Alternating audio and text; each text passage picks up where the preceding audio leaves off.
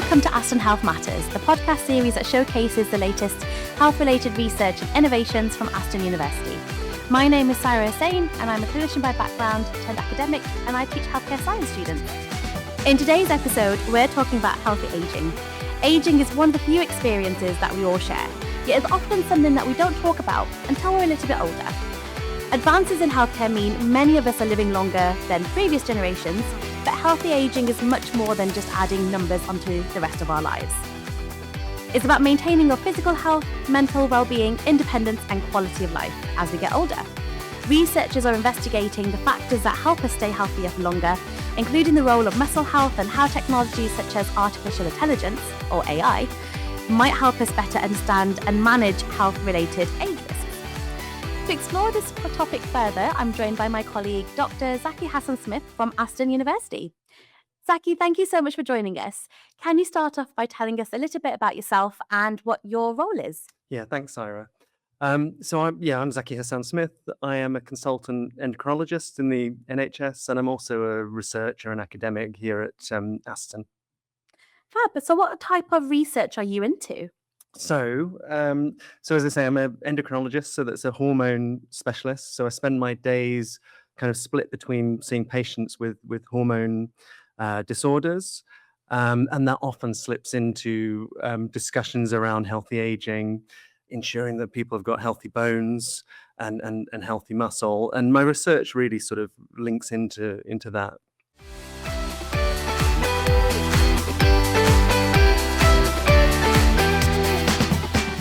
We've talked about this term healthy aging, but how could you define that? What does that actually mean? So healthy aging, I think, varies between people. But when I think about it, I'm thinking about independence and sort of maintaining function.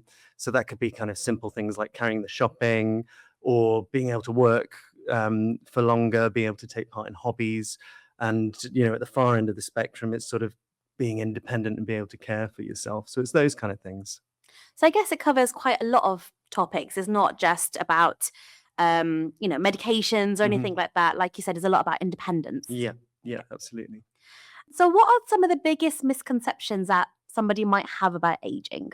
I think one of the big misconceptions that comes up when you speak with people about healthy aging is that aging is quite fixed, and the years pass by, and there's nothing you can do about aging well. People know about kind of things that you can do to keep healthy and reduce your cardiovascular risk, or all of those kind of things. But when it comes to aging, people have that idea that, look, it's fixed, there's not much I can sort of do about it. So I think that's a big misconception. I think I know my world in sort of hearing and audiology, there's a lot of stigma that comes across with sort of hearing. And especially as somebody gets older, they may be more likely to need a hearing aid or support with their hearing loss. And so I think stigma around aging is still such a huge topic. Is that something that you've come across in your work as well? Yeah, I think there is that stigma around aging, but I think more and more what I see is, as sort of patients get older, expectations have changed much more. So when you're in your 80s or 90s, the sort of richness of a life that people expect now is sort of very different to what people may have expected in the past. I think so. And I think I'm basing that just on my grandparents and people that I've got that are older in my life. So what aspects of aging, like you've said, are expected? What is inevitable, and what aspects can we actually influence? Yeah. So, I mean, we all know that there are things that are inevitable. From my point of view, I'm not able to, even at my age, there's this physical function. You notice that from your 30s, from your 40s, strength starts to reduce. But there's other things that actually, if you kind of work at them, like endurance and things like that, you can definitely kind of improve those areas. And you see that again in terms of people in their 60s and 70s who are able to play paddle, play tennis, play golf, and all of those kind of things. In terms of strength, training is really, really important as well. So sort of, and that's the case until very really quite advanced sort of years.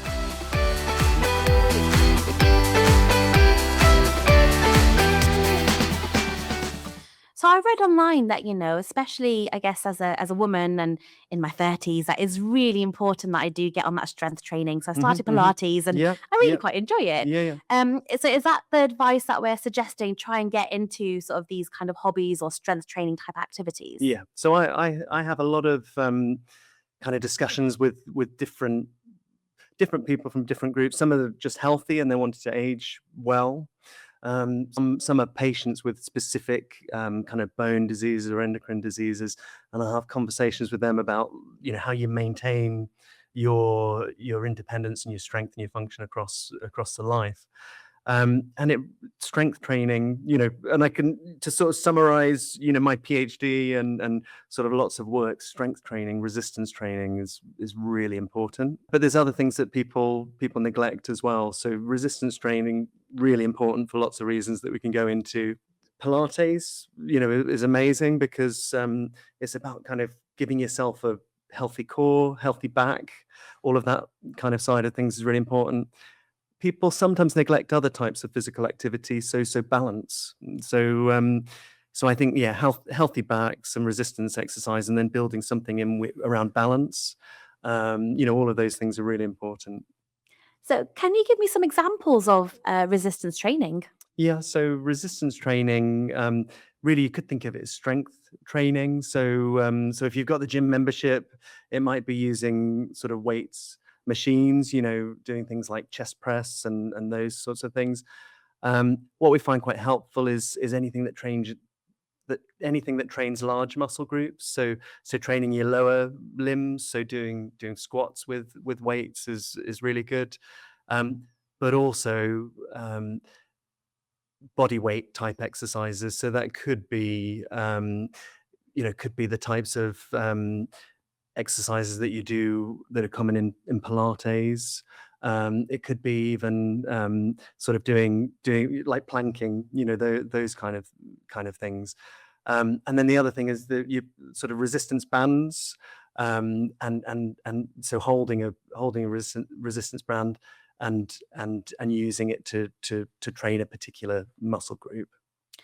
I definitely do not like planks at all. It is something that I am working on. So I guess it's not just about, getting a gym membership. There's things No. that people can do in the comfort of their own home. Yeah, exactly. So it's not all about joining the gym, and actually, there's lots of evidence that doing regular exercise at home that fits into your everyday life is sort of far better. So that could be anything that puts body weight through your bones, through your legs. So plenty of walking, looking at your step count, all of those kind of things. And as I say, you could do a simple routine, at home based on Pilates. I think doing something sociably is also really important. So sort of finding something that you enjoy, thinking about the resistance training, thinking about, some balance. Is there something that you're doing to give yourself a healthy core? And those things are really important. And remember, with all of this, I go back to this idea of a sort of life course. So actually doing things at a younger age and sticking with it, will reap benefits.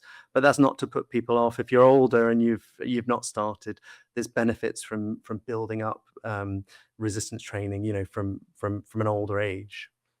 Definitely. I think, like I said, in my 30s, it's thinking about older life feels so far away, but thinking about relatives and, neighbors and friends that are a bit Yeah. older. So I guess, like you said, encouraging that movement, even if it is just walking, Mhm. is a good step, isn't it? Yeah. Yeah, yeah. So I think most people can fit some walking in. I think for those of us that lots of us are quite sedentary, sitting at a desk, sitting in the lab, whatever it is. So just those simple things, taking the stairs, ensuring you're walking regularly. But the resistance training seems to, if you get into the science of it seems to stimulate other pathways that are beneficial as you get older.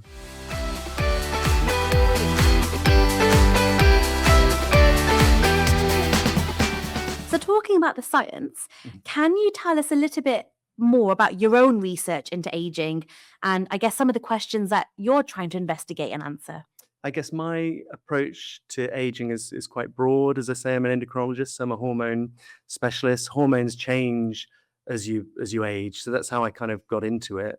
And equally, there are hormone problems where people have imbalances in their hormones where it can impact on bone mass, on so people can be predisposed to conditions like osteoporosis, or they can have very weak muscles. So that's how I kind of got into it from a research perspective.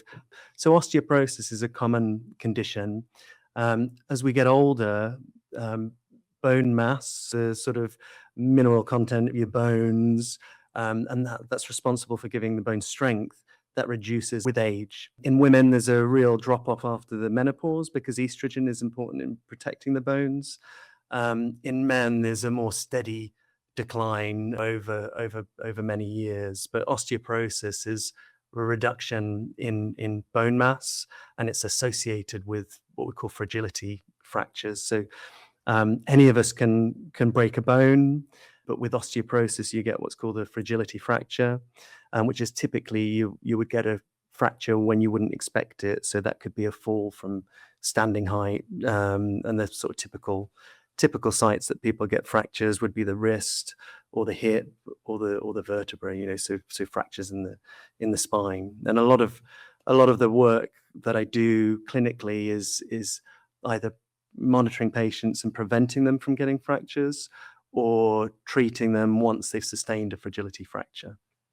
I guess how I'd summarize things is really sort of what's the relationship between hormones and aging, or between hormones and how do they impact on muscle and bone. And to begin with, I was very focused on the sort of biological mechanisms, and then over time I've become much more what we would say sort of translational, so looking at patient groups and saying, right, how do we improve outcomes for those patients? So that's probably the thing that links up sort of all of my research.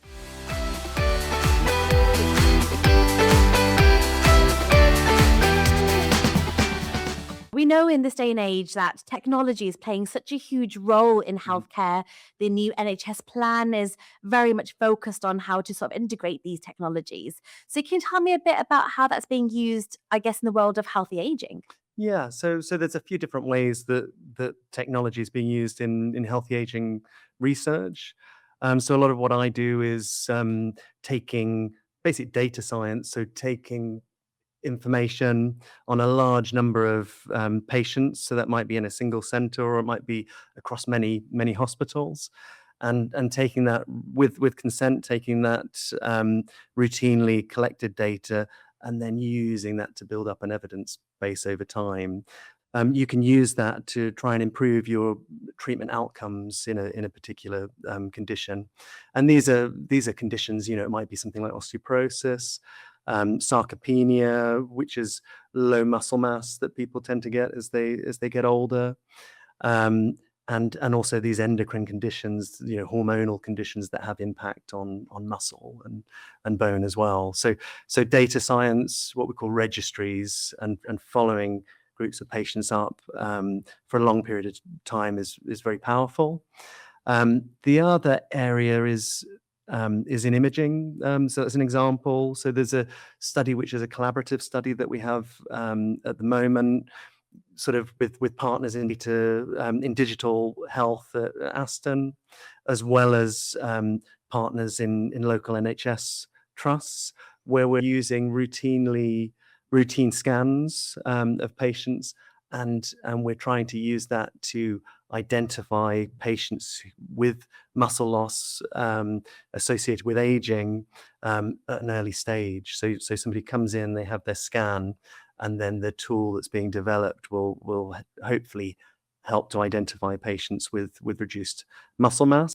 So that sounds really fascinating. So I guess based on all that, where is this headed? What are you doing with all this information?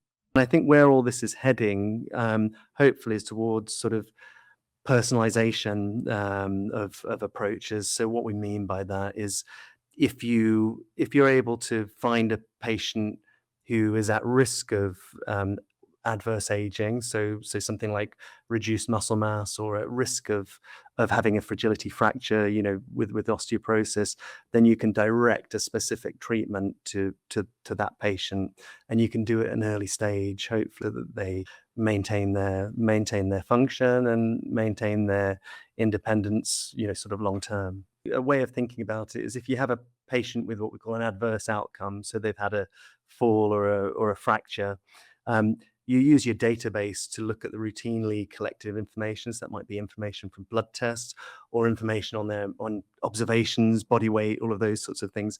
And then hopefully you then use that information to be able to predict who will have that outcome. So I'm aware with your imaging research that you're now looking at the role of AI or artificial intelligence. So can you tell me a bit more about how you're incorporating that? Yeah, so it's an example of sort of collaborative research. So our sort of AI experts at Aston are leading on that, and effectively they're building models, or they're building tools in order to identify sarcopenia in routine scans. So there's that side of things. The other side, where we are using AI, is a member of our team who's also a doctor and an endocrinologist, so a hormone specialist, is building a database using the sort of that routinely collected data, and they're making prediction tools as to who will have these types of problems, like falls and fractures, sort of long term in particular patient groups. I think that's really interesting because I guess, we do a lot of work on trying to prevent things like Mhm, this. mhm, And I guess having this extra information is only going to be that much more helpful. mhm.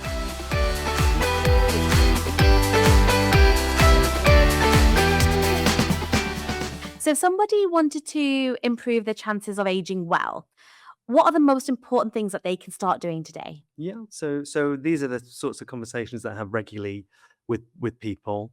We've talked about exercise, or even thinking of it as physical activity. You don't need to go to the gym. Um, you know, just building some activity into your day. So that could be ensuring that you go for a walk. You can track your steps. Sort of nowadays, you can take the stairs. You can make sure that you get up in between Teams meetings and all of those kind of things. Um, then, if you want to take it a step further, we've talked about resistance exercise. So, really thinking about something that you'll do today, even for a short time, some form of strength training type exercise, um, and actually incorporating some activity that you enjoy, into your life. So, um, game of tennis. Um, Sort of I've started playing paddle this last 6 months, and like that has the whole social element. There's balance, there's kind of speed, there's all of that, and I don't think you're likely to get very it's not a high risk sort of thing. So something you enjoy in your week. There's then things that we talk about as lifestyle factors. So obviously smoking. There's many reasons, that we all know about, not to smoke. But obviously, in terms of healthy aging, in terms of bone health in particular, smoking is a risk factor there. So if you smoke, another reason to stop. Likewise, alcohol, again, that's a risk factor from your musculoskeletal health as well. And then the other big area is nutrition. So eating a healthy diet. There's lots of information on healthy diets from the NHS. But one of the big things specifically related to sarcopenia, so muscle aging, is around ensuring you get a portion of protein with each meal. So that's particularly important as people are getting older. So protein intake is important. And again, that's not supplements; it's just eating a sort of broad kind of healthy diet. Another thing from the bone health perspective, is ensuring that you have adequate vitamin D intake. Now, at the moment we're in the summer. If you go outside and your sort of arms or your face are exposed just for a short period of time, your skin shake vitamin D. But in the winter in the UK, for 6 months a year, none of us are going to be making any vitamin D. So it's really, and also you can't really top up your diet, with sufficient amounts of vitamin D. So for most of us, it's a supplement, certainly over the winter months. And again, there's NHS advice on that. So yeah, they would be my top things to do to age healthily. Yeah. I think they're fantastic tips. I think it's there that I should start doing. Or I'll share some with my parents or somebody else.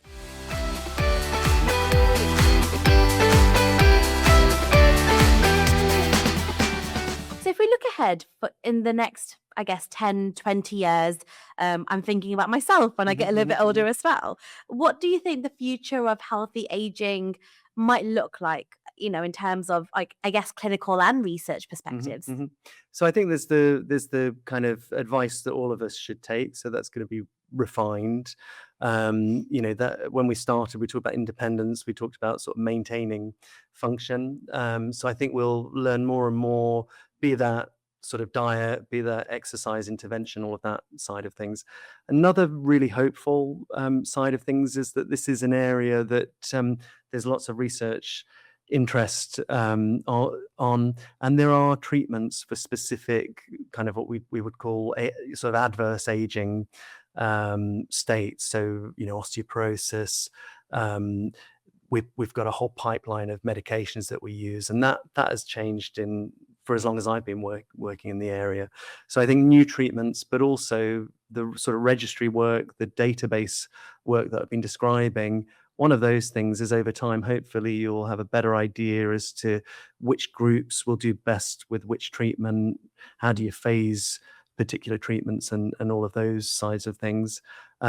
We've talked about recognition, sort of early recognition of these adverse aging states. So if you can identify the person who's going to be at risk of having falls in 10 years' time, then what interventions do you put in now? And likewise, you could do the same thing with patients who may be at risk of having fractures in the future. If you know about that, you can detect it early, then hopefully you could put interventions in place to prevent those adverse outcomes going forward. I see so much, I guess, parallels in the world of, my world of audiology, because we also look at balance, we look at the vestibular function, and a lot of clinics that I've been involved in have a falls clinic associated, not every single one. But again, we have that close relationship with physiotherapists, for example, and looking at, is that falls risk due to a balance issue? Is it due to some of the factors that you've mentioned? So I find that really interesting. That brings us to the end of today's episode. Thank you so much, Zaki, for your time today and your insights into healthy aging and all the research that you're doing, I guess, to try and help us better understand how to stay healthy for longer. It's a topic that definitely affects all of us, regardless of our age right now. I think there's lots of top tips that you've given us, some that I'm going to try and implement and some that I'm going to share with some friends and family. So the importance of trying to maintain muscle health, staying active, thinking about some of the new technologies that you mentioned and some of the research that's coming out. It's clear that healthy aging is about much more than simply living longer, it's about living well. And perhaps one of the most encouraging messages from today's discussion is that many of these factors that support healthy aging are things that we can start thinking about and start doing today. Thanks for listening to Aston Health Matters, and I'll see you next time.